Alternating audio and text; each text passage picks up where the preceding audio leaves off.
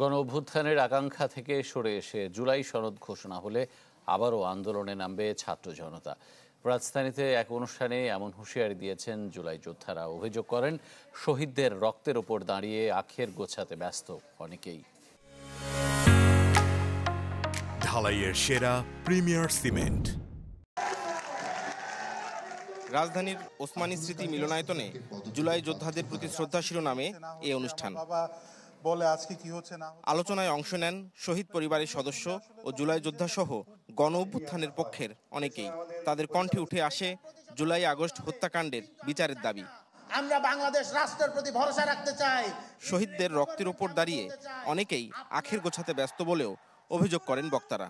BNP যদি চাঁদাবাজি করে, জামাত যদি করে, তাদের বিরুদ্ধে আমরা বলবো এর মানে এই না এই জুলাইকে যদি কেউ বিক্রি করে দিয়া নতুন বাইক কেনে, আইফোন চালায়, ফ্ল্যাট কেনে, তারে আমরা ছাইড়া দেওয়ার মালিকানা দেই না।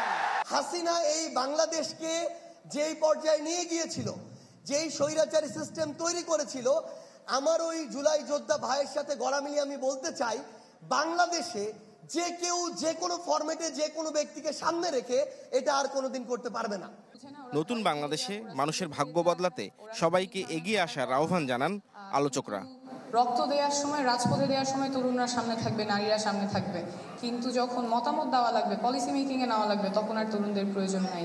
সবাইকে যাতে যথাযথ সম্মানের সাথে নতুন বাংলাদেশে ট্রিট করা হয়। নতুন বাংলাদেশ তরুণদেরই বাংলাদেশ এবং তরুণরাই পরিবর্তন নিয়ে আসবে। আমরা কি চাই, আমরা কি আশা করেছি, এটা নিয়ে দেখা যাচ্ছে সবাই হতাশ। এই হতাশাটা কি আমাদের প্রাপ্য ছিল? আমরা সংস্কার চাই, কিন্তু সংস্কারটা কি সেটা আমরা যেটা চেয়েছি সেটা কি পাচ্ছি কিনা সেটা দেখার বিষয়। গণ অভ্যুত্থানের আকাঙ্ক্ষা থেকে সরে এসে জুলাই সনদ ঘোষণা হলে আবারও আন্দোলনের হুঁশিয়ারি দেন জুলাই যোদ্ধারা।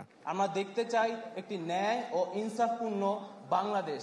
নাফিউল ইসলাম লিংকন, চ্যানেল 24, ঢাকা।